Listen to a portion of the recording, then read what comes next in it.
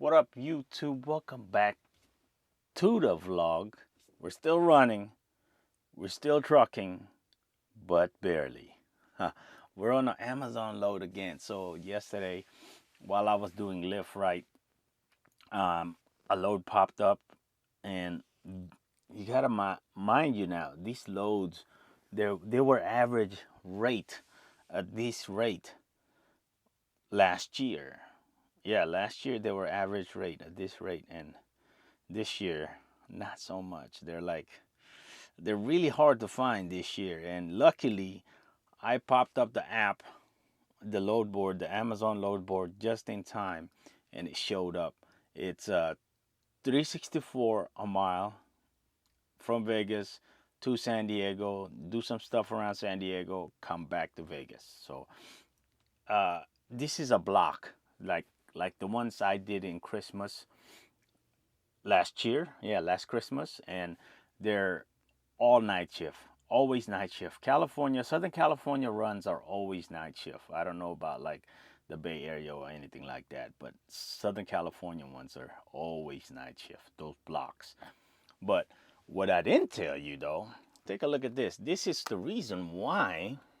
Look at this. This is California price. I don't know if you see that. Okay, there you go. 635, man. Even after my discount with TCS, that's minus 10 cents off, 625. At that rate, man, it cost me 91 cents to the mile to move my truck. Last year, the whole year, I averaged 43, maybe. I think, no, maybe around 47 or 48 cents to the mile last year. Big difference. Big difference. That's why it's not. It hurts. It hurts a lot. This is a good rate. I mean, this is 364 to the mile. To here and back, and we bobtail. And we bobtail here from Vegas. So I'm actually thankful that we bobtail, because that puts a lot less strain on the truck. Not only that, puts a lot less strain on the fuel that we use, So it's it's rough out there. That's why I'm not.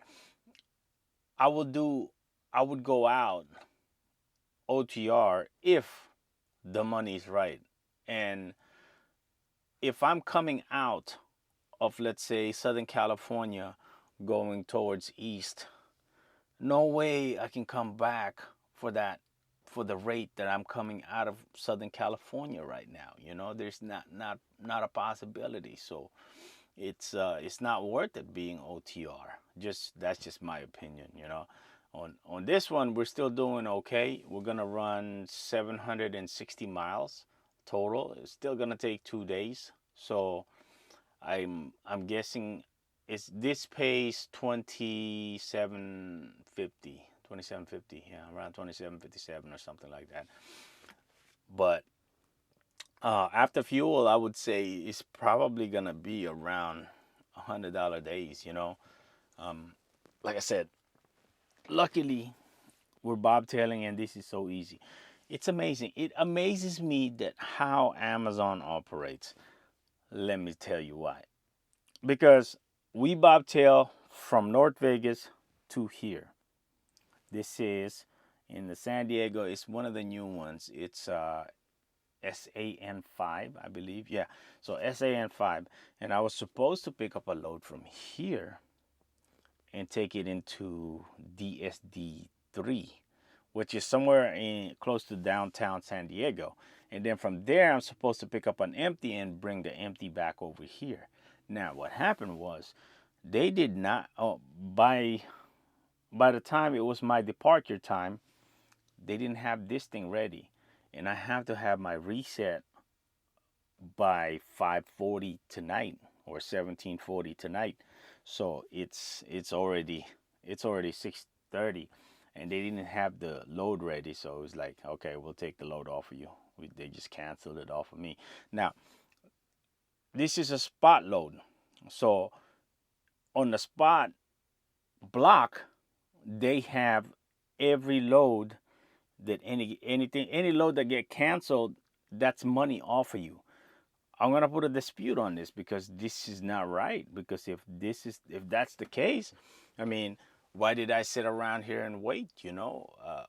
So I'm gonna put a dispute on that and see what happens with there. I mean, either way, if they don't, it was supposed to be paying 27.50, but it's gonna end up estimating paid out is gonna be uh 26.68 or something like that. But maybe they'll give us cancellation. We're trying to squeeze every little penny, man. Good morning. Well, good evening. Second part of this block. This is actually a block.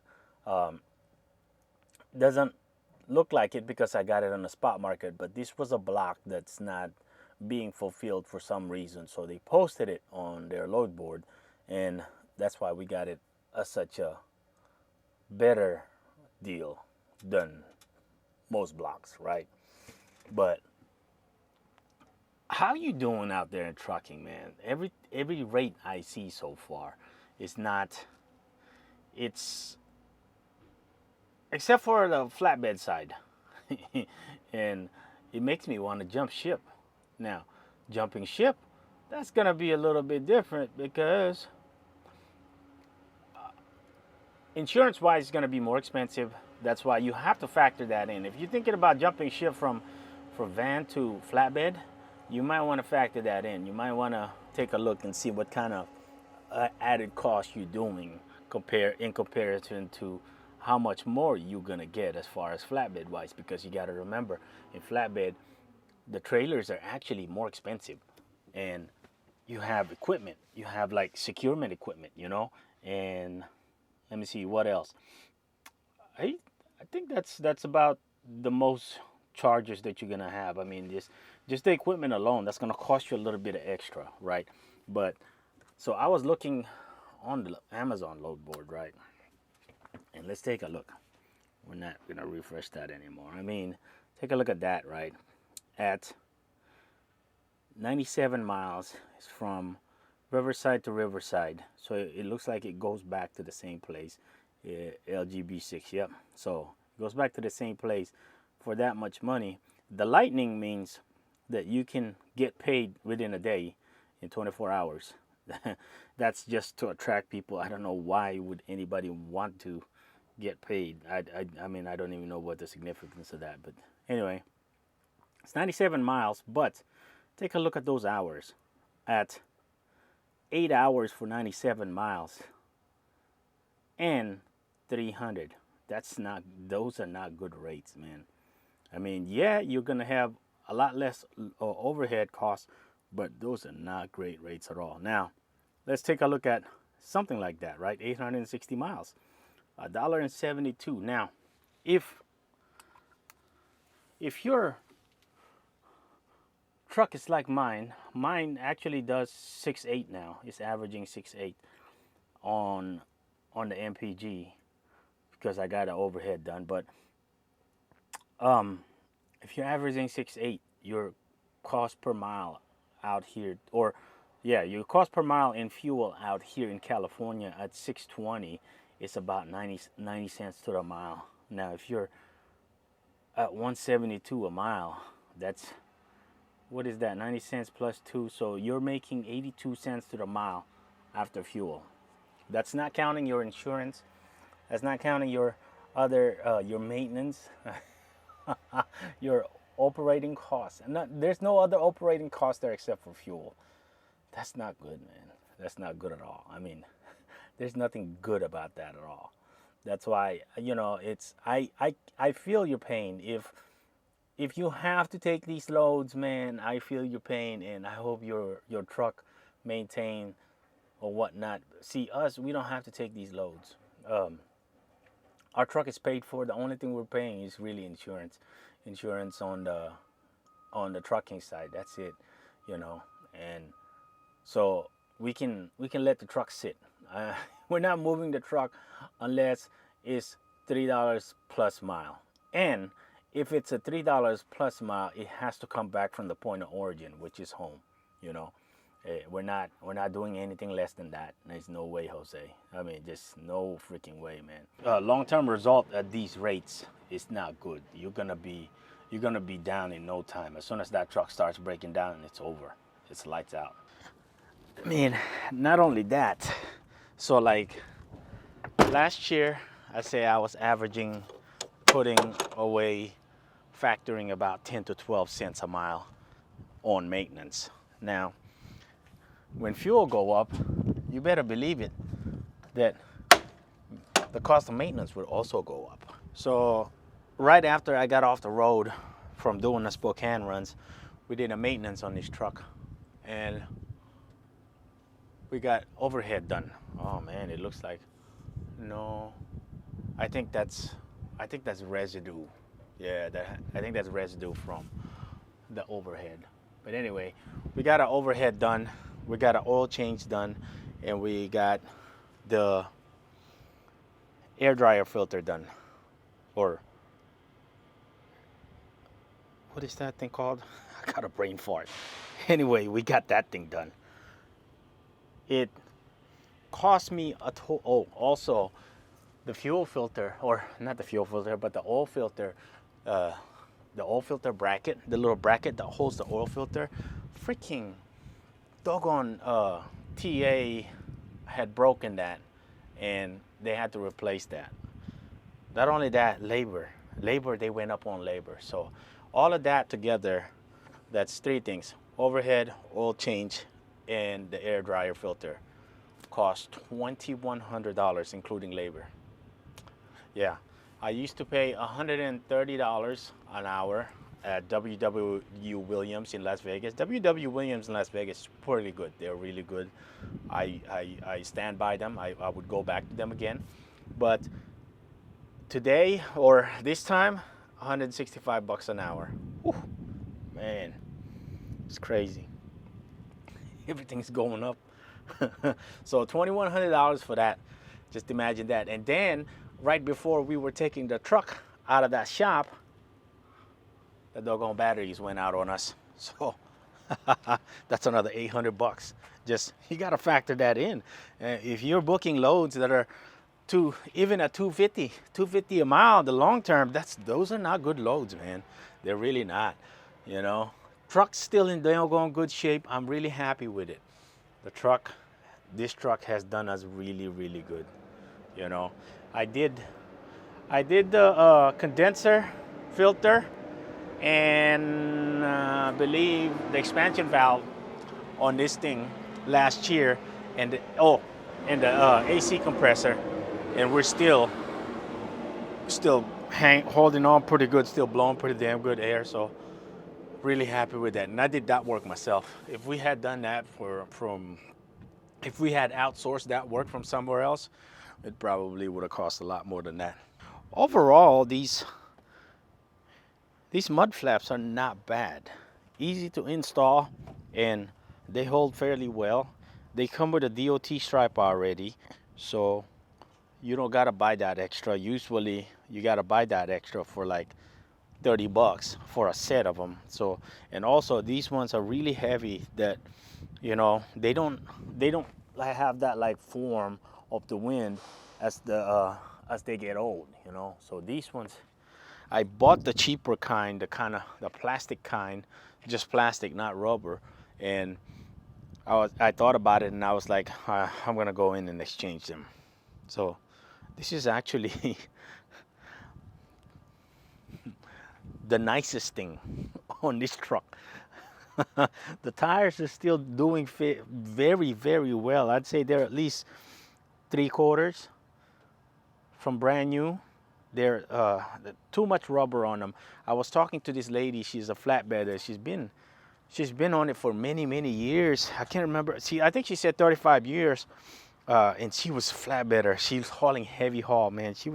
I was like, wow, I need to step up my game, man. Anyway, I was talking with her and she said, you don't want these kind of rubber because these create a lot of road noise. And I didn't think of it that way. So probably the next set of tires, if we still have this truck, it'll be different kind of thread. I cannot remember. I have to call her. Her name is Bobby. She gave me her phone number. just I might just call her just to say hi, you know. And that, ladies and gentlemen, that's the end of this block spot market, whatever this is. So this paid 364 to the mile, paid $2,700 for this 2-day trip. So it's not bad. It's something, but at least it's within our target, which is like, over $3 a mile. Really minimum for me.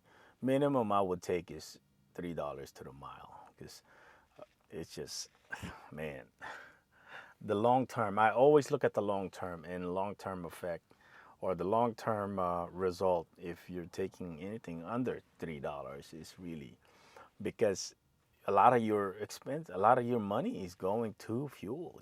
So, but take a look at that though. It's kind of like almost full moon, but it really isn't. Oh, also, that's why if um, the the the freight volume does not get fixed, let me show you something. There's like these places are everywhere within the Las Vegas Valley area. Like there's trucks for miles. Like anywhere you find um, empty lots, there's trucks everywhere, man. That's why these rates, they're gonna keep on pushing down. If the freight volume does not get better, these rates are gonna continue to go down because of that. You got too many trucks sitting around, not enough freight brings that rate down. See, let me show you something else. You see that guy parked right there? You can't do that out here in Vegas. See, this is residential area right here. There's one sheriff. Actually, it's kind of allowed, it's kind of not.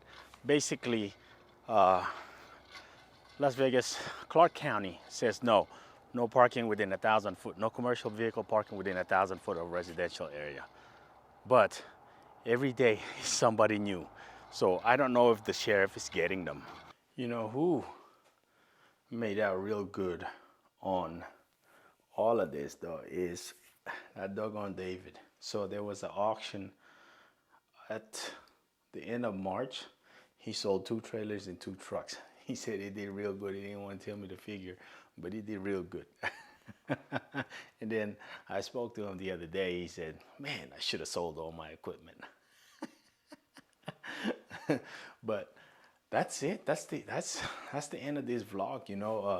Or one more point I need to make is that I see a lot of people bashing others for taking these freight, these freight at the rate that they are. I mean, you cannot blame them, man. People have bills; they gotta pay these bills.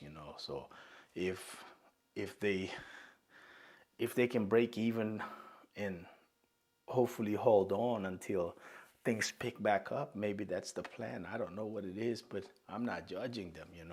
Anyway, until next time, we'll just be doing some Amazon, some Lyft, and hopefully we'll survive through there like that. So anyway, we'll see y'all in the next video.